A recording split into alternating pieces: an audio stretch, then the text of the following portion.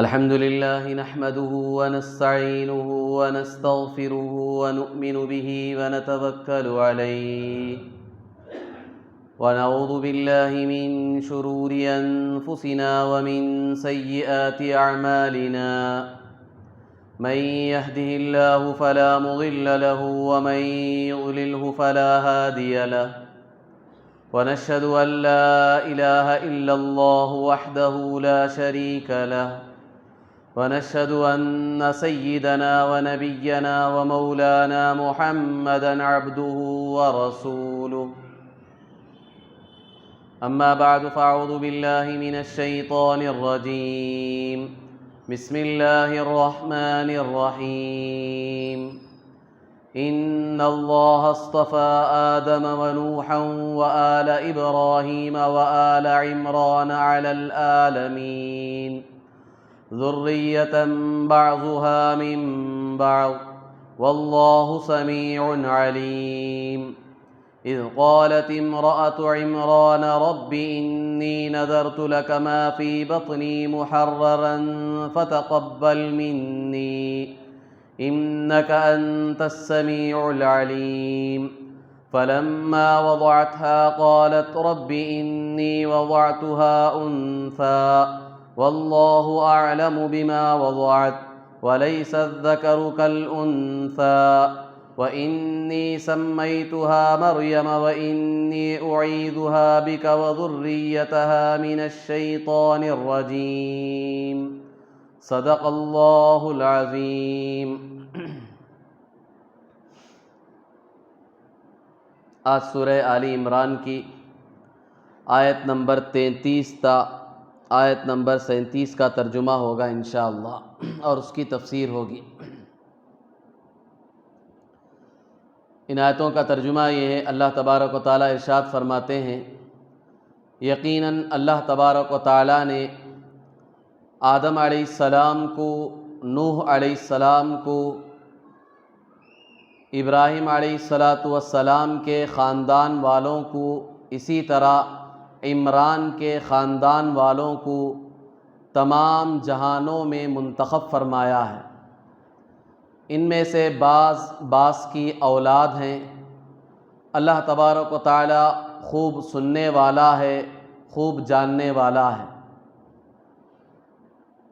اس وقت کو یاد کرو جس وقت عمران کی بیوی انہوں نے منت مانی، اے میرے پروردگار، جو کچھ میرے پیٹ میں ہے میں تیرے لیے اسے آزاد کرنے کی منت مانتی ہوں، لہٰذا تو میری طرف سے اسے قبول فرما، یقیناً تو سننے والا ہے، جاننے والا ہے۔ پھر جب بی بی مریم نے لڑکی کو جنا تو انہوں نے کہا، اے میرے پروردگار، میں نے تو لڑکی کو جنا ہے، اللہ تبارک و تعالیٰ زیادہ جانتے ہیں اس کو جسے میں نے جنا ہے، اور یہ لڑکا لڑکی کی طرح نہیں ہے، یقیناً میں نے اس کا نام مریم رکھا ہے، اور میں اس کو اور اس کی اولاد کو شیطان مردود سے تیری پناہ میں دیتی ہوں۔ بزرگان محترم، معزز خواتین اسلام،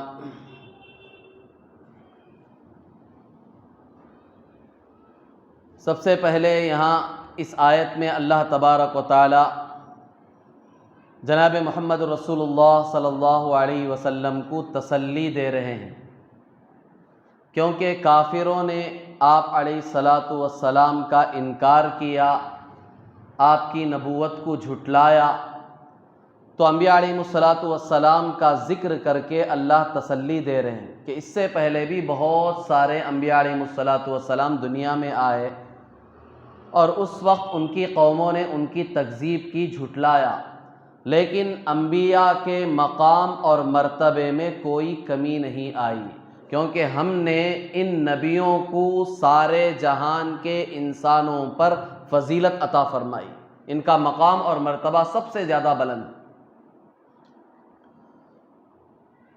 چنانچہ یہاں جتنے انبیاء علیہ السلام کا ذکر ہے یہ تو اجمالی طور پر ہے، خاص طور پر ان نبیوں میں اللہ تعالیٰ نے عیسیٰ علیہ السلام کا ذکر بہت ہی تفصیل سے یہاں کیا ہے، اور عیسیٰ علیہ السلام کے ذکر سے پہلے ان کی والدہ بی بی مریم، ان کا بھی تفصیلی طور پر اللہ تبارک و تعالیٰ نے یہاں ذکر فرمایا۔ سب سے پہلی آیت میں اللہ تبارک و تعالیٰ کہتے ہیں کہ ہم نے آدم علیہ السلام کو، نوح علیہ السلام کو، اور اسی طرح ابراہیم علیہ السلام کے خاندان والوں کو۔ ابراہیم علیہ السلام کے خاندان سے مراد مفسرین کہتے ہیں ایک طرف اسحاق علیہ السلام، ان کے بیٹے یعقوب علیہ السلام، پھر ان کی اولاد میں یوسف علیہ السلام، اس کے بعد عیسیٰ علیہ السلام تک جتنے انبیاء علیہ السلام آئے ہیں، موسیٰ علیہ السلام، ہارون علیہ السلام، سلیمان علیہ السلام، زکریا علیہ السلام، یحییٰ علیہ السلام، داؤد علیہ السلام، یہ سب انبیاء علیہ السلام آئے ہیں یعقوب علیہ السلام کی اولاد میں۔ تو آل ابراہیم، ابراہیم علیہ السلام کے خاندان سے مراد یہ ہے، اور اسی طرح آل عمران، عمران کے خاندان والوں کو بھی ہم نے فضیلت بخشی ہے۔ اب عمران کے خاندان والے کون ہیں، اس سے کون سے رسول اور نبی مراد ہیں؟ مفسرین کے اس سلسلے میں دو قول ہیں۔ چونکہ عمران موسیٰ علیہ السلام کے والد کا نام بھی عمران تھا، اور اسی طرح بی بی مریم جو عیسیٰ علیہ السلام کی والدہ ہیں، ان کے والد کا نام بھی عمران تھا، دونوں کا نام عمران تھا، اور دونوں کے درمیان 1800 سال کا فاصلہ تھا۔ موسیٰ علیہ السلام کے جو والد عمران ہیں وہ پہلے ہیں، اس کے بعد 1800 سال بعد بی بی مریم کے جو والد ہیں ان کا نام بھی عمران ہے، وہ 1800 سال بعد کے ہیں۔ تو یہاں عمران سے کون سے عمران مراد ہیں؟ مفسرین کہتے ہیں دونوں ہو سکتے ہیں، چونکہ اللہ تعالیٰ نے یہاں طے نہیں کیا ہے، کسی کو متعین نہیں کیا ہے، لیکن اکثر مفسرین کی رائے یہ ہے کہ یہاں عمران سے مراد بی بی مریم جو عیسیٰ علیہ السلام کی والدہ ہیں، ان کے والد مراد ہیں، کیونکہ آگے انہی کا بیان آ رہا ہے، ان کی والدہ کا، پھر ان کی اولاد کا بیان آ رہا ہے۔ تو آل عمران، عمران کی اولاد، ان کے خاندان سے مراد ایک طرف تو موسیٰ علیہ السلام ہے، ہارون علیہ السلام ہے، اور ایک لمبا ایک سلسلہ انبیاء علیہ السلام کا۔ اور اگر عمران سے مراد بی بی مریم کے والد ہیں تو اس صورت میں یہاں آل عمران سے مراد عیسیٰ علیہ السلام ہے، جو عمران کی اولاد میں سے نسل در نسل۔ تو اللہ تعالیٰ کہتے ہیں ان میں سے ہم نے ہر ایک کو پورے عالم پر فضیلت بخشی ہے، اور یہ خود آپس میں ایک دوسرے کی اولاد ہیں۔ انبیاء علیہ السلام خود ایک دوسرے کی نسل سے چلے ہیں، ایک دوسرے کی اولاد اور خاندان میں سے۔ آگے جیسا کہ میں نے عرض کیا، بی بی مریم کا تفصیلی طور پر اللہ تعالیٰ نے واقعہ بیان فرمایا ہے، اشارے کیے ہیں۔ بی بی مریم کی جو والدہ تھی ان کا نام تھا حنا، اور ان کے والد تھے عمران، جو مسجد اقصی، بیت المقدس، وہاں جو مسجد اقصی ہے وہاں کے یہ امام تھے۔ حنا جب حاملہ ہوئی، پیٹ سے ہوئی، تو ان کے شوہر جو مسجد اقصی کے امام تھے، جن کا نام عمران تھا، ان کا انتقال ہو گیا۔ اب ان کی کوئی اولاد نہیں تھی، بڑھاپے کی عمر میں ان کو حمل ہوا ہے، تو حنا نے منت مانی کہ اے اللہ، میرے پیٹ میں جو بچہ ہے میں اسے مسجد اقصی، اس کی خدمت کے لیے وقف کر دوں گی، اسے میں دنیا کے کسی کام میں نہیں لگاؤں گی، نہ اپنے کسی کام میں لگاؤں، میں مسجد اقصی کی خدمت کے لیے اسے وقف کر دوں گی، زندگی بھر یہ مسجد کی خدمت کرتا رہے گا، خادم بن کے رہے گا۔ اور ان کو یہ خیال تھا کہ مجھے لڑکا ہوگا، کوئی اولاد حالانکہ نہیں تھی، حمل دیکھ کر ان کو یہ اطمینان تھا کہ لڑکا ہوگا، لہٰذا مسجد اقصی کے لیے میں اسے وقف کر دوں۔ لیکن اللہ تبارک و تعالیٰ تو حکمتوں کو جانتے ہیں، اسے پتہ ہے کہ انہیں کیا دینا ہے۔ انہوں نے منت تو مان لی، لیکن اللہ تبارک و تعالیٰ نے ان کو لڑکی عطا فرمائی۔ اب یہاں رک کر سب سے پہلے ایک مسئلہ یہ سمجھ لیں کہ انہوں نے جو منت مانی تھی کہ اگر میری اولاد ہوگی تو میں مسجد کے لیے اسے وقف کر دوں گی، مسجد کا خادم بنا دوں گی، اس طرح منت ماننا کیا ہمارے لیے جائز ہے؟ کیا ہم بھی آج اس طرح کی منت مان سکتے ہیں؟ تو حدیث میں اللہ کے رسول صلی اللہ علیہ وسلم نے فرمایا لا نذر فیما لا یملک، ہم جس چیز کے مالک نہیں ہیں ہم اس چیز کی منت بھی نہیں مان سکتے، ہم اس کی منت نہیں مان سکتے۔ اب ہمارا بچہ اگرچہ کہ پیدا ہو رہا ہے، ہمارا بچہ ہے، لیکن ہم اسے مسجد کے لیے وقف کرنے کی منت مان لیں کہ پیدا ہونے کے بعد وہ مسجد ہی کا خادم بن کے رہ جائے، اس طرح کی منت ماننا یہ ہماری شریعت میں اس کی اجازت نہیں۔ پچھلی شریعتوں میں اس کی اجازت تھی، عبادت کے طور پر اس طرح کی منت مانی جاتی تھی، چنانچہ انہوں نے بھی وہ منت مانی، لیکن ہماری شریعت میں اس کی اجازت نہیں ہے۔ پچھلی شریعت کے بہت سارے احکام، بہت ساری عبادتیں ایسی ہیں جو ہماری شریعت میں بھی اس کی اجازت ہے، وہ چل رہی ہیں، اور بہت ساری عبادتیں ایسی ہیں جن کے بارے میں خود ہمیں روک دیا گیا کہ وہ شریعت میں جائز تھا، ہماری شریعت میں اس کی اجازت نہیں ہے، باقاعدہ طور پر اسے منع کر دیا گیا، روک دیا گیا۔ تو یہاں حدیث میں اللہ کے رسول صلی اللہ علیہ وسلم نے صاف فرمایا جس چیز کے ہم مالک نہیں اس کی منت نہیں مان سکتے، لہٰذا علماء نے مسئلہ لکھا ہے کہ وہ منت اس شریعت میں جائز تھی، ہماری شریعت میں یہ منت ماننا جائز نہیں ہے۔ بہرحال منت مانی تھی، امید تھی لڑکا ہوگا، مسجد کے لیے وقف کر دوں گی، زندگی بھر مسجد کی خدمت کرے گا، لیکن ہوا کیا؟ اللہ کا کرنا ایسا تھا، لڑکی ہو گئی۔ تو پریشان ہو گئی کہ اب یہ میں لڑکی کو مسجد کی خدمت کے لیے کیسے دوں گی؟ میں نے تو منت بھی مان لی ہے، اب لڑکی ہوئی ہے۔ تو اللہ کے سامنے اپنی عاجزی کو ظاہر کرنے لگی بی بی مریم، اے اللہ میں نے تو منت مانی تھی کہ مسجد کے لیے وقف کر دوں گی، اور امید تھی لڑکا ہوگا، لیکن ہوئی لڑکی، اب میں کیا کروں؟ تو اللہ تبارک و تعالیٰ تو جانتے ہیں اس حکمت کو کہ جو لڑکا تم مانگ رہی تھی وہ لڑکا اس لڑکی کی طرح نہیں ہے، وَلَيْسَ الذَّكَرُ كَالْأُنثَىٰ، جس لڑکے کے بارے میں تم سوچ رہی تھی وہ لڑکا اس لڑکی کی طرح نہیں ہے، کیونکہ یہ جو لڑکی ہے، یہ جو بچی ہے، یہ کوئی معمولی بچی نہیں ہے، یہ نبی کی والدہ بننے والی ہے۔ اس کے بطن سے ہم عیسیٰ علیہ السلام کو پیدا کریں گے جو بنی اسرائیل کے آخری نبی ہوں گے۔ تو یہ عورت اور یہ لڑکی کوئی معمولی بچی نہیں ہے، بہت ہی مبارک بچی ہے۔ چنانچہ اللہ تبارک و تعالیٰ کی طرف سے ان کو تسلی دی گئی۔ اللہ تبارک و تعالیٰ خوب جانتا ہے بما وضعت، جو لڑکی حنا نے جنا ہے، پیدا کیا ہے، اس لڑکی کو اللہ تبارک و تعالیٰ خوب جانتا ہے، اس کی مصلحت کیا ہے یہ اللہ تبارک و تعالیٰ ہی جانتا ہے۔ بہرحال لڑکی پیدا ہو گئی تو بی بی مریم نے خود ان کا نام رکھا، بی بی مریم نے بلکہ حنا نے خود ان کا نام مریم رکھا، انی سمیتھا مریم۔ اللہ تبارک و تعالیٰ خود اس کو نقل کرتے ہیں کہ حنا نے خود بچی کا نام مریم رکھا۔ اب وہ بچی بھی عجیب تھی، بعض مفسرین کہتے ہیں کہ وہ بچی بڑی تیزی سے بڑھ رہی تھی، بڑی ہو رہی تھی، وہ ان کی کرامات میں سے تھی۔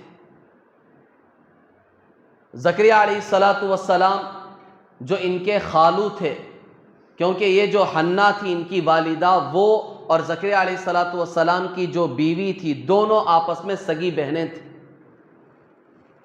تو زکریا علیہ السلام ان کے خالو تھے۔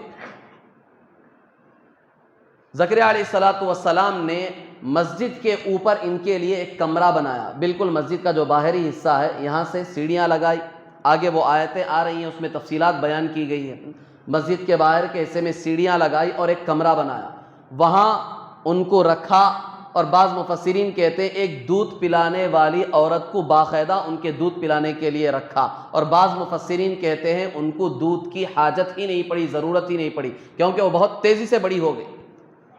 وہ ان کی کرامات میں سے تھی، اللہ تبارک و تعالیٰ کی قدرت تھی۔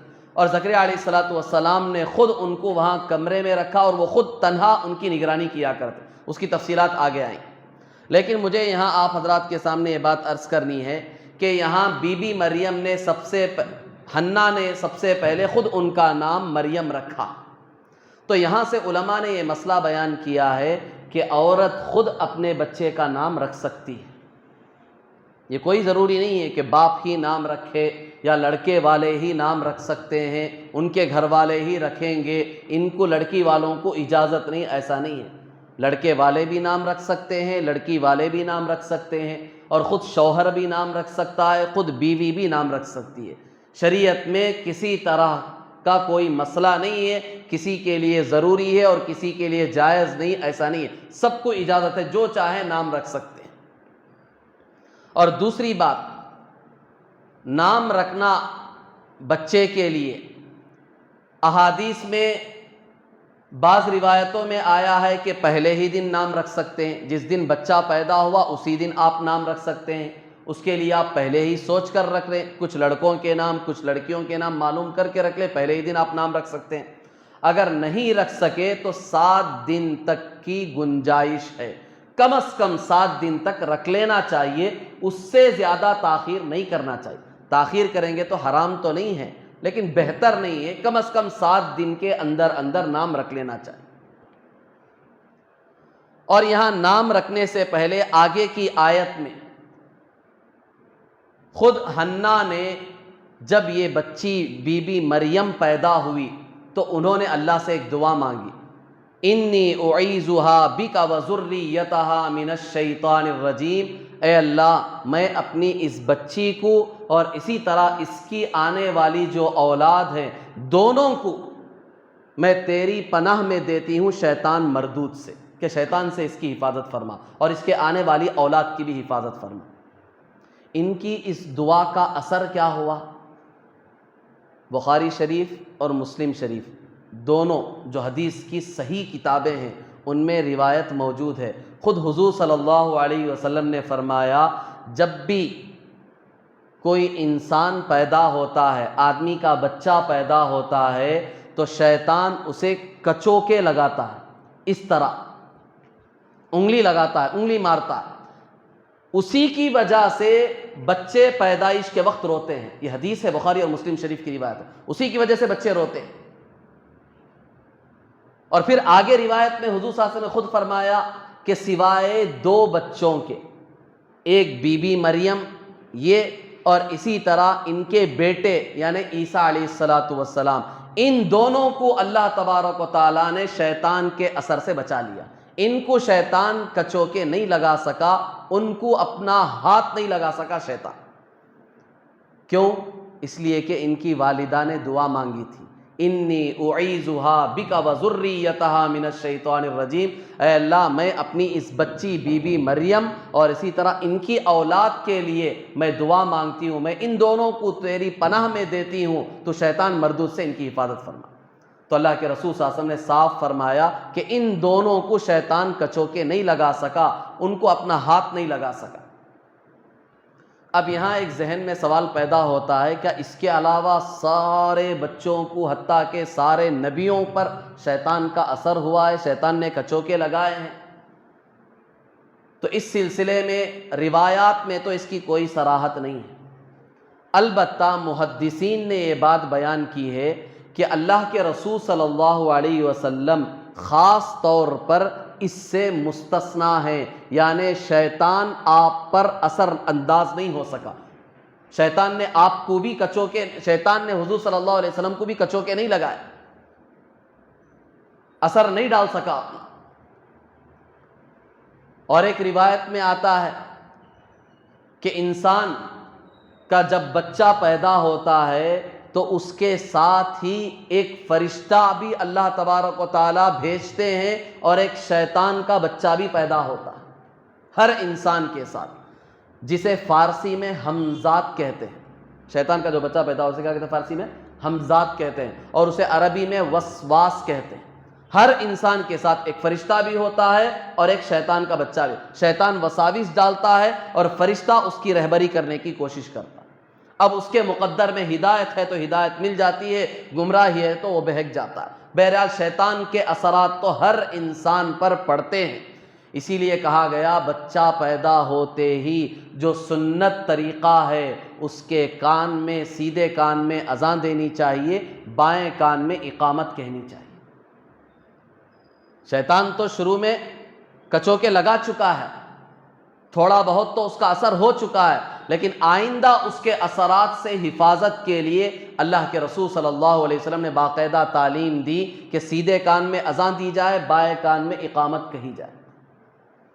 جیسے ہی ہمیں موقع ملے، بچے کی اطلاع ہو گئی کہ لڑکا ہوا ہے، لڑکی ہوئی ہے، نرس وغیرہ لا کر دکھاتی ہیں بچے کو، بچی کو، تو اگر موقع مل گیا تو تاخیر کیے بغیر سب سے پہلا کام چومنا، بوسے لینا، ان کو دکھانا، ان کو دکھانا، یہ بعد میں پوری زندگی پڑی ہے آپ کے، وہ کام سب آپ بعد میں کریں۔ پہلا کام، پہلا مرحلہ یہ ہے آپ کا کہ آپ فوراً آہستہ آواز میں سیدھے کان میں اذان دیں، بائیں کان میں اقامت کریں۔ انشاءاللہ اللہ تبارک و تعالیٰ شیطان کے اثرات سے اس کی حفاظت فرمائیں گے۔ اور بعض مفسرین نے کہا ہے ہو سکے تو یہ آیت پڑھنا بھی بہتر ہے جو حنا نے بی بی مریم کی پیدائش کے وقت یہ آیت پڑھی تھی، انی اعیذھا بک وذریتھا من الشیطان الرجیم۔ ہو سکے اذان اور اقامت دینے کے بعد یہ آیت پڑھ لیں، بہتر ہے، اللہ تعالیٰ شیطان کے وساوس سے بچے کی حفاظت فرمائے۔ تو پہلا ہی کام یہ ہے۔ اس کے بعد بچہ اگر ہمارے ہاتھ میں مل جائے تو سنت طریقہ یہ ہے کہ کسی نیک صالح اللہ والے مل جائیں تو ٹھیک ہے، یا نہیں تو خود ہمارے گھرانے میں جو نیک ہیں، ہمارے باپ، ہمارے دادا، یا ہماری خود بیوی، یا اور کوئی بھی جو نیک ہیں جنہیں ہم سمجھتے ہیں، ان کے ذریعے سے تہنیک کرائی جائے۔ صحابہ اکرام رضی اللہ تعالیٰ عنہم اجمعین جب بھی بچہ پیدا ہوتا تھا تو حضور صلی اللہ علیہ وسلم کے پاس لاتے تھے، تو حضور صلی اللہ علیہ وسلم کھجور کا ایک ٹکڑا لے کر اسے اپنے منہ میں چباتے، اور اس کا نرم جو حصہ ہوتا ہے وہ لے کر بچے کے یہاں تالو پر، تالو سے مراد یہ ہے یہ جو اوپر کا، یہ سر کا تالو نہیں ہے، اسے بھی تالو کہتے ہیں، اور ہمارے جو منہ کے اندر کا اوپر کا حصہ ہے اسے بھی تالو کہتے ہیں، وہاں لگا دیتے۔ وہاں لگانے کا فائدہ یہ ہے کہ بچہ جیب سے یوں چاٹتا رہے گا اسے، جو نرم حصہ ہے وہ آپ تھوڑا سا چبائیں، جو نیک آدمی ہے وہ چبائیں اور بچے کے تالو پر لگا دیں، تھوڑا سا ہلکا سا ایک ریشہ۔ اگر کھجور نہ ملے وہ تو پہلے ہی انتظام کر کے رکھنا چاہیے، معلوم ہے ہمیں اب ولادت کا وقت ہے فلاں فلاں، اگر نہیں مل سکا تو کوئی بھی میٹھی چیز آپ استعمال کر سکتے ہیں، شہد ہے یا اور کوئی بھی میٹھی چیز جو آپ کو مل جائے وہ لے کر کسی بھی نیک آدمی سے تھوڑا سا اس کا لعاب لگا کر یہاں بچے کے اوپر کے تالو کے حصے میں لگا دے، وہ برکت کی چیز ہے، وہ برکتیں منتقل ہوتی ہیں۔ تو سنت طریقہ یہ ہے پہلے دن یہ کام کرنا، اذان دینا، اقامت دینا ہے، اس کے بعد تہنیک کرا دے، ہو سکے تو نام بھی رکھ دے، اگر نہیں رکھ سکے تو 7ویں دن تک گنجائش ہے۔ پھر جب 7واں دن آ جائے تو 7ویں دن کیا کیا کام کرنے ہیں؟ سب سے پہلا کام عقیقہ۔ عقیقہ کہتے ہیں بچہ پیدا ہونے کے شکرانے کے طور پر جو قربانی دی جاتی ہے اسے عقیقہ کہتے ہیں۔ عربی میں عقیقہ یہ جو لفظ ہے اصل میں عقیق ان بالوں کو کہتے ہیں جو بچے کی پیدائش کے وقت سر پر رہتے ہیں، یہ جو بال بچے کے پیدائش کے وقت سر پہ رہتے ہیں اسے عقیق کہتے ہیں عربی میں۔ چونکہ یہ بال 7ویں دن عام طور پر نکالے جاتے ہیں تو اس لیے اس وقت کے قربانی کے عمل کو بھی عقیقہ کہتے ہیں، حقیقہ نہیں ہے، عین سے ہے عقیقہ۔ اور حدیث میں اللہ کے رسول صلی اللہ علیہ وسلم نے فرمایا الغلام مرتہن بعقیقہ، کہ ہر بچہ عقیقے کے ساتھ مرہون ہوتا ہے، یعنی اگر بچے کا عقیقہ کر دیا جاتا ہے تو اس کی بدولت، اس کی برکت سے بچہ یا بچی بڑی بڑی مصیبتوں سے، بیماریوں سے، آفتوں سے محفوظ ہو جاتے، ورنہ ہر وقت بچہ خطرے میں رہتا ہے، پتہ نہیں کب بیمار پڑے گا، کب اس کے ساتھ کیا ہوگا، کیا مصیبت آئے گی، کیا بلائیں اس پر آئیں گی، کوئی گارنٹی نہیں۔ حدیث میں اللہ کے رسول صلی اللہ علیہ وسلم نے فرمایا اس لیے عقیقہ کرو، کیونکہ بچہ عقیقے کے ساتھ جڑا ہوا ہے، عقیقہ کر دیا انشاءاللہ بڑی بڑی مصیبتوں سے، بیماریوں سے اللہ محفوظ فرمائیں گے۔ تو یہ عمل جہاں تک ہو سکے 7ویں دن کر لینا چاہیے۔ 7ویں دن سنت ہے۔ اگر اللہ نے آپ کو مالی سہولت دی ہے تو اگر لڑکا پیدا ہوا ہے تو 2 جانور، بکرا ہو بکری ہو، کوئی بھی دے سکتے ہیں۔ لڑکا ہو تو بکرا ہی دینا یہ ضروری، لڑکا لڑکی جو چاہے دے سکتے ہیں۔ لڑکی ہے تو اس کے لیے 1 جانور، بکرا یا بکری کوئی بھی دے سکتے ہیں۔ اگر آپ کو 2 کی سہولت نہیں ہے، لڑکا ہوا ہے، 2 کی سہولت نہیں ہے، قیمت زیادہ ہے، پہلے ہی ہاسپٹل کا خرچہ ہوا ہے، تو بھی گنجائش ہے 1 بھی دے سکتے ہیں، کیونکہ حضور صلی اللہ علیہ وسلم سے 1 دینا بھی ثابت ہے۔ آپ نے جو اپنے نواسوں کا عقیقہ کیا، آپ صلی اللہ علیہ وسلم کو اس وقت اتنی گنجائش نہیں تھی، تو حسن اور حسین رضی اللہ تعالیٰ عنہ دونوں کا جو عقیقہ کیا ہے، حالانکہ 2 جانور ذبح کرنے تھے لیکن سہولت نہیں تھی، تو آپ صلی اللہ علیہ وسلم نے 1 ہی جانور ذبح کیے۔ تو سنت سے یہ بھی ثابت ہے، سہولت ہے 2 کریں لڑکے کی طرف سے، سہولت نہیں ہے تو 1 بھی کر سکتے۔ تو 7ویں دن پہلا کام عقیقہ کرنا۔ دوسرا کام اس کے سر پر جو بال ہیں اسے صاف کرنا، اگرچہ کہ اس کا سر نرم ہوتا ہے 7ویں دن بھی، جو ماہر ہیں جو جانتے ہیں بال صاف کرنے والے، ان کو بلا کر آپ صاف کر دیں، وہ گندے بال ہیں اسے زیادہ دن رکھنا نہیں چاہیے۔ گندگی جب تک بچے کے ساتھ جڑی رہے گی شیطان کے اثرات بھی زیادہ پڑتے ہیں۔ شیطانی اثرات جو ہمارے اوپر بہت زیادہ مسلط ہوتے ہیں، اس کی ایک وجہ عام طور پر آدمی کا گندا ہونا بھی ہے۔ گندگی میں بہت جلد شیطان کے اثرات منتقل ہوتے ہیں۔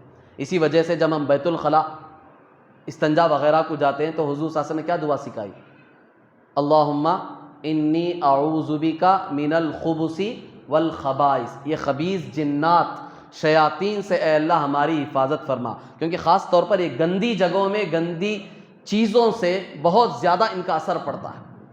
تو اس لیے یہ گندے بال ہیں جو بچے کے سر پر ہیں، اسے جلد سے جلد صاف کر دینے چاہیے۔ تو 7ویں دن دوسرا کام بچے کے سر پر سے وہ بال نکال دینے۔ پھر تیسرا کام، جو آپ نے بال نکالے ہیں وہ بال آپ تولیں، کتنے گرام ہیں، 5 گرام 10 گرام جتنے بھی گرام ہیں، اس کی مقدار آپ چاندی کسی غریب کو دے دیں۔ چونکہ چاندی لے کر دے نہیں سکتے تو اب چاندی کی جو قیمت ہے، 5 گرام بال ہیں تو 5 گرام چاندی کی قیمت کیا ہے، 1 گرام 70 روپے ہیں، تو اسے ملٹیپلائی کریں 5 میں، جتنی قیمت ہوگی وہ کسی غریب کو دے دیں۔ یہ تیسرا کام ہے۔ پھر چوتھا کام جو ہے، بچے کے سر پر زعفران یا اور کوئی خوشبو کی چیز جو ہے بچے کے سر پر ملے۔ کیوں؟ اس لیے کہ زمانے جاہلیت میں لوگ بچے کی پیدائش میں وہ بھی عقیقہ کرتے تھے، جانور باقاعدہ ذبح کیے جاتے تھے، لیکن جانور ذبح کرنے کے بعد اس کا خون لے کر بچے کے سر پہ لگاتے تھے جانور۔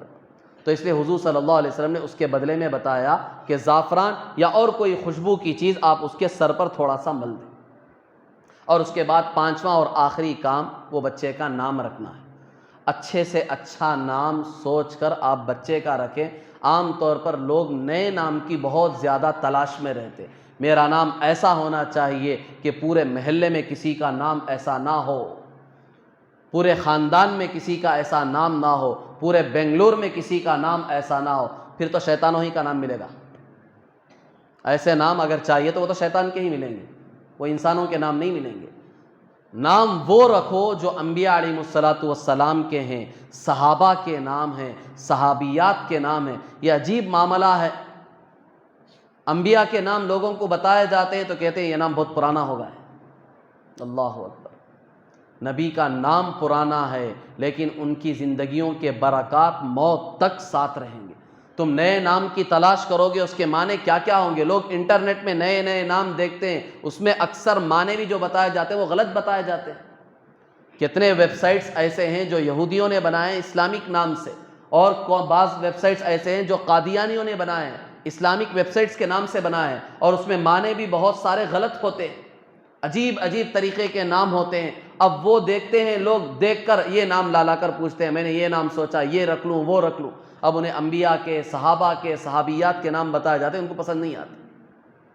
تو نام کا زندگی پر اثر پڑتا ہے۔ خود حضور صلی اللہ علیہ وسلم کے زمانے میں حضور صلی اللہ علیہ وسلم نے جب دیکھا بعض صحابہ کے نام اس کے معنی ٹھیک نہیں تھے تو خود حضور صلی اللہ علیہ وسلم نے ان کے نام بدلے، صحابہ کے بدلے ہیں، صحابیات کے بدلے ہیں، ان کے اولاد کے نام بدلے ہیں حضور صلی اللہ علیہ وسلم۔ کتنی روایتیں موجود ہیں، کیوں؟ اس لیے کہ نام کا اثر پڑتا ہے زندگی پر۔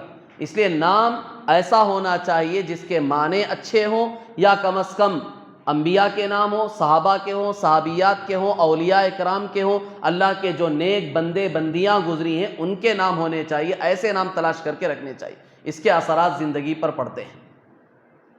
تو یہ چند چیزیں ہیں، اسے ذہن میں رکھنے چاہیے پیدائش کے وقت۔ ہاں اگر کسی کو 7ویں دن عقیقے کی گنجائش نہیں ہو سکی، عقیقہ نہیں کر سکا، تو پھر وہ کیا کرے؟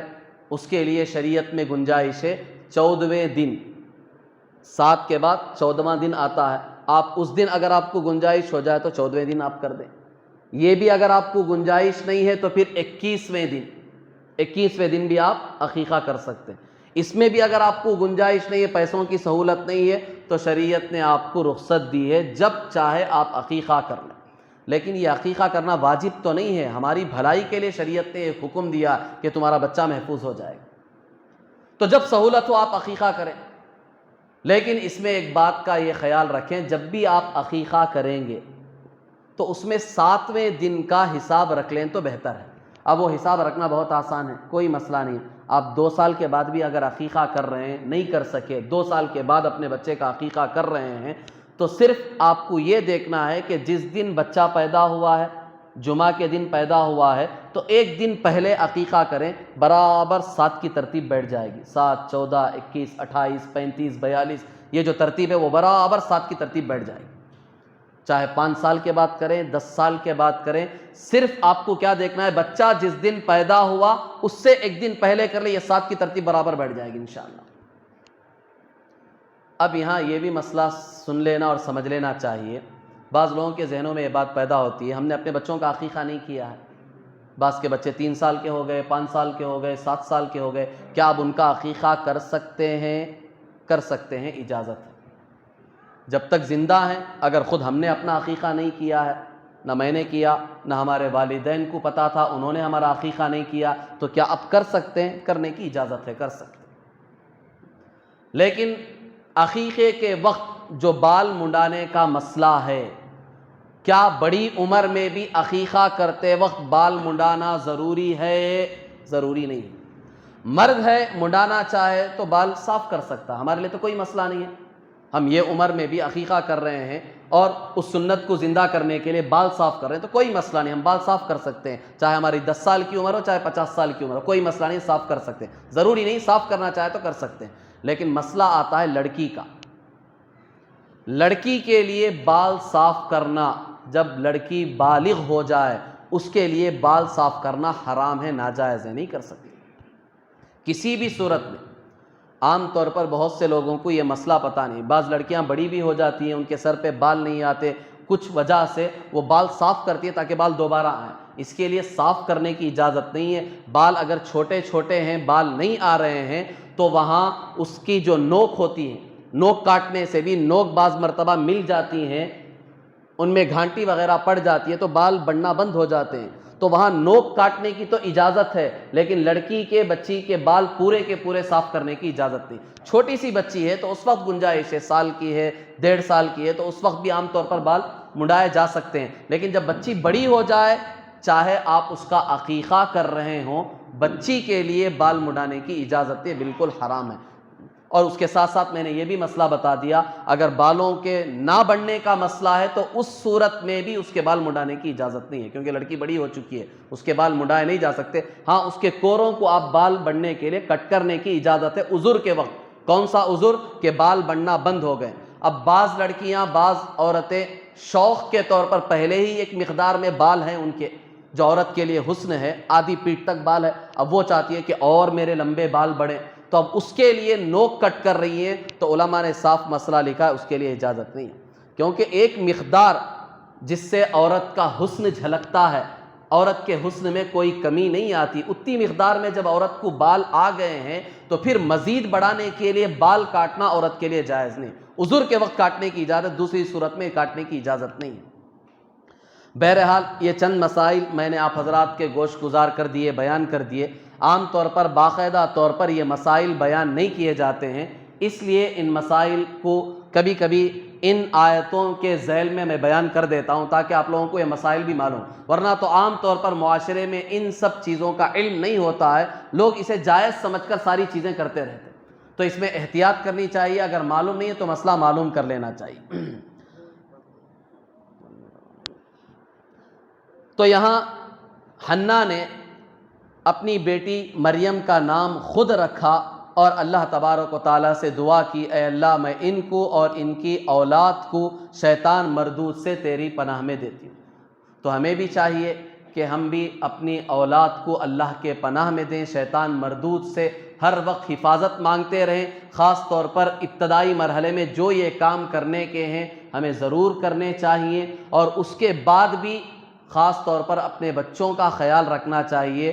ہر دن صبح اور شام آیت الکرسی اور 2 قل، خاص طور پر قل اعوذ برب الناس، قل اعوذ برب الفلق، یہ 2 صورتیں خاص طور پر جادو، جنات، شیاطین کے اثرات کے توڑ کے لیے ہی اللہ نے اتاری ہیں۔ جب حضور صلی اللہ علیہ وسلم پر اثرات ہوئے تھے اس کے توڑ کے لیے ہی اللہ نے یہ 2 صورتیں اتاری، تو اس لیے خاص طور پر اپنے بچوں روزانہ صبح شام آیت الکرسی اور یہ 2 صورتیں کم از کم پڑھ کر اپنے بچوں پر دم کرنا چاہیے۔ اور بچے اگر ہمارے خوبصورت ہیں تو ہم عام طور پر خود ماں باپ کی نظر بہت جلد لگتی ہے بچوں پر، تو اس نظر کے توڑ کے لیے آپ کو جب بھی آپ کا بچہ اچھا لگے تو اس کے ساتھ ماشاء اللہ کا لفظ بول دیں۔ ماشاء اللہ کی تاثیر یہ ہے کہ پھر آپ کے بچے کو نظر نہیں لگی۔ عام طور پر ماں باپ شکایت کرتے ہیں ہمارے بچے کو نظر لگ گئی، پتہ نہیں کس کی لگ گئی کس کی لگ گئی، زیادہ تر ماں باپ کی ہی لگتی ہے،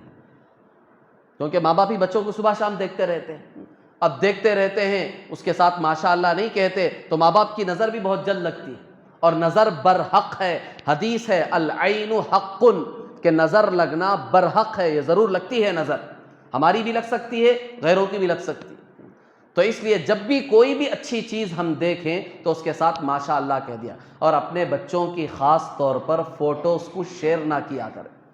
ہمارے اندر ایک بہت بڑی بیماری ہے آج کے اس ترقی یافتہ دور میں، ہر ایک کے موبائل میں دیکھو، موبائل کے اسکرین پر ہی اس کے بچے کی فوٹو رہے گی، اس کی بچی کی فوٹو رہے گی، اب جو بھی ہاتھ میں لے رہا بچے پہ نظر پڑ رہی ہے تو فوراً وہ اچانک کیا بچہ ہے، کیسا ہے، خوبصورت ہے، ایسے ویسے الفاظ کے نظر اس کی بھی لگتی ہے، اور پروفائل فوٹوز پر بھی اپنے بچوں کی ہم تصاویر رکھتے ہیں، اس پر بھی بہت جلد نظر لگتی ہے، تو اس لیے ان چیزوں سے بھی حفاظت کریں۔ اللہ تبارک و تعالی ہم سب کو کہنے سننے سے زیادہ عمل کی توفیق عطا فرمائے، اسلام کی تعلیمات کے مطابق اللہ تعالی ہم سب کو زندگی گزارنے کی توفیق عطا فرمائے، آمین۔ وآخر دعوانا الحمد للہ رب العالمین۔